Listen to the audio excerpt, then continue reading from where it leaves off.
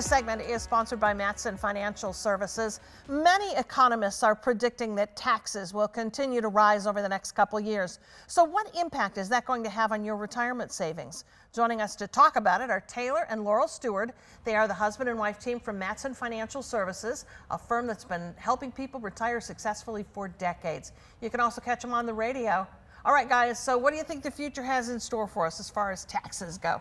You're right. He's giving it the thumbs up, and you don't mean thumbs up. Thumbs down, Yeah, but exactly. thumbs up. Like, they are going to go up. Yep. So I would absolutely agree with that. And you know, in retirement, it's not about how much you have; it's about how much you keep. And the biggest thing that plays a factor into that is going to be taxes. And then we've got healthcare and things like that we've got to plan for.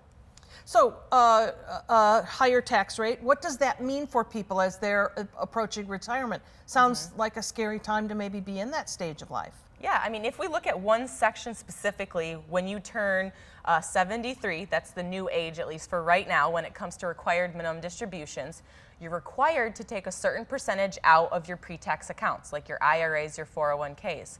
Well, let's say you're living a jolly life, you have Social Security and a pension, and you don't need that income. Yeah. But they're saying, no, you have to take it. Okay, so now I'm taking that income, let's say it's 30, 40 grand, and that's pushing you into a higher tax bracket. So now you're jumping from 12% to 22%, right? That's a really large jump. And like Taylor had talked about, we want to make sure we're focusing on what we keep. And so that doesn't give us very much control. There are so many different kinds of retirement accounts and products to look at. How do you know what's right for whom? It really depends on the client and what their needs are again and what that income level looks like. But I would say everybody should have a good diversification of tax deferred dollars. That's the 401ks and IRAs. The tax free, my favorite, the Roth dollars. Whether you've got that option in your 401k, take advantage of it. And to talk about that for a second, a lot of times I will meet with clients and they'll say, you know, I've got the Roth option, but I haven't contributed to it because I want to make sure I get my match. You're still going to get your match, but that match is going to go in the pre-tax portion.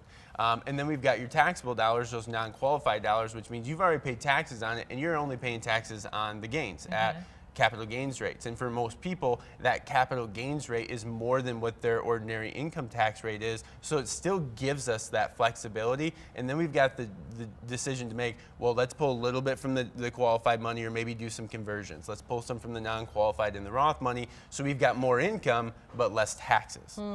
Okay, what can we do to lower the tax bill in retirement? Yes, I think it's important to start looking, even if you're in retirement, it's not too late. But looking at it and saying, okay, what do I have right now? What's that qualification of money?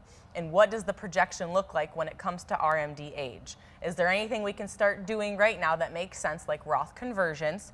Converting, yes, you're going to pay the tax on it now. It's going to count as income, but now it's tax-free. And now it gets to grow tax-free. Definitely how you invest those dollars too. There's some investments out there that are much more tax efficient than others. For example, you know, state and municipal bonds or government bonds. A lot of times those are exempt from state or local taxes or even federal taxes.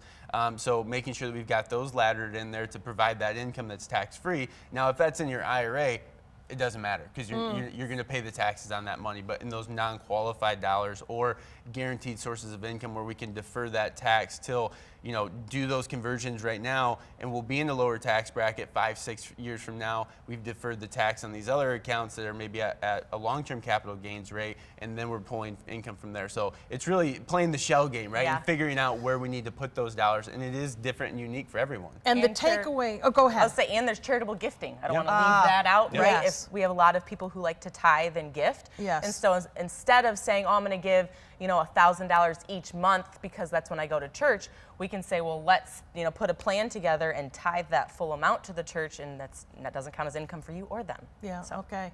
All right, the key takeaway is find somebody, an expert to help you do it. If you folks at home want to find out how you can reduce or even eliminate your taxes in retirement, the Matsons have a special offer today. If you're nearing retirement or already there, you've saved $250,000 or more, the Matson team will sit down with you to create a comprehensive retirement plan.